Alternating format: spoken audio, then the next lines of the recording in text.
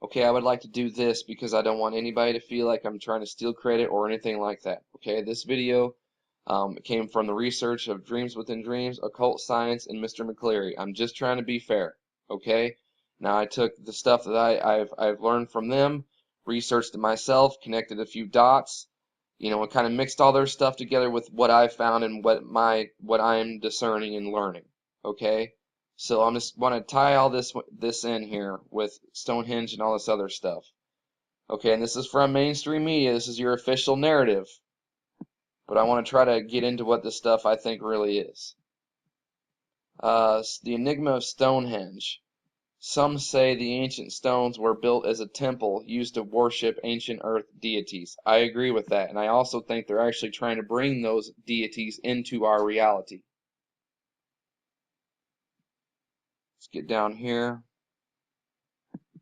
In their reevaluation of Stonehenge's original purpose, they believe it is far more associated with water sources, which traditionally were imbued with healing properties, than has been previously thought. In ancient, medieval, and even later times, all over Britain and throughout continental Europe, springs were identified with healing.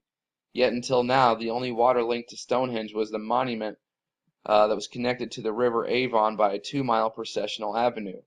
Researchers now believe that long before the avenue was extended down the river, the first 500 meters were constructed specifically to connect Stonehenge with the spring at the head of a valley known as Stonehenge Bottom. Okay?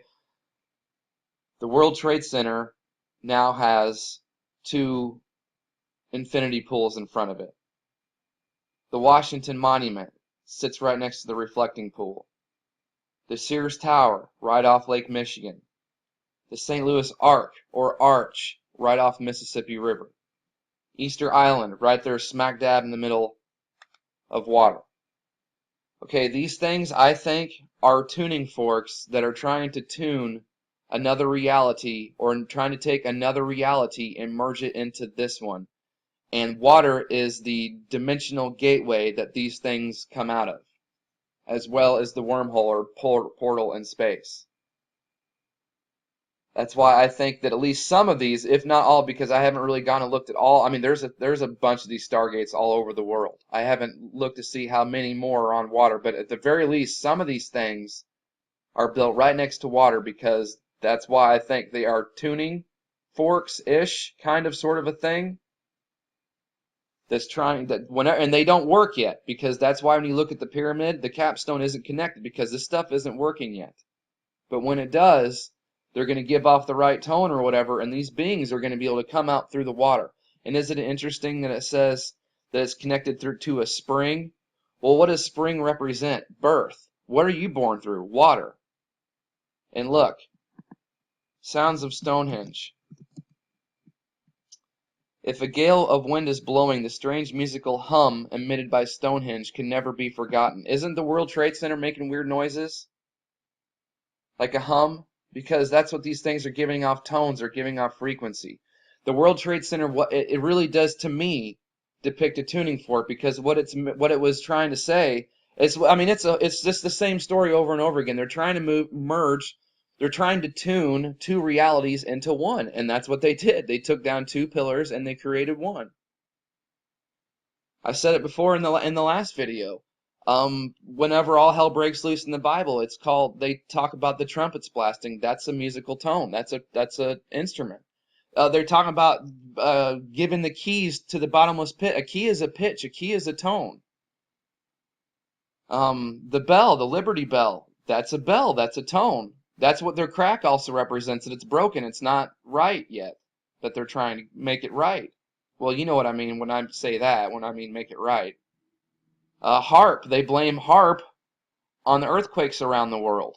That's a musical instrument. What is Satan besides a sickle? Because he's death, because the sickle represents us he cut us off. And we're to blame too, but these guys for sure, and I love how occult science say it, they're trying to take all the credit without any of the blame. But he also carries what? A pitchfork. A pitch is a tuning fork. That's what I think, anyway. And all this makes a whole lot of sense to me. I think that's all I had to say for right now. I'm trying to feel like I'm leaving something out, but I think we'll just leave it. Well, I didn't talk about it in the last video there, but it doesn't really matter because, I mean, all this other stuff is way better. I was going to mention there's also a South Park episode called Pan Flute or Pandemic. And these guys run around. They're a group of people blowing their little flutes, playing their flutes. And that's a musical instrument. And and in that episode, they talk about opening the portals and letting demons out because they're guinea pigs, but pigs are the demons because that's the story of the biblical story of Jesus casting the demons out of the man and into the pigs, and they're called the Pan Flute Band.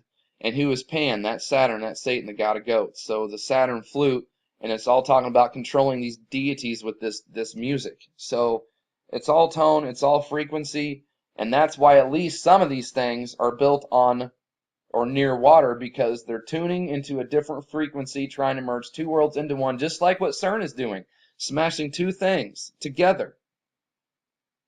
They're trying to merge two realities into one. So that's it for right now. So thank you to Occult Science, McCleary, and Dreams Within Dreams. I'm just trying to be fair, man. Okay? Thank you for watching, and thank you to my subscribers.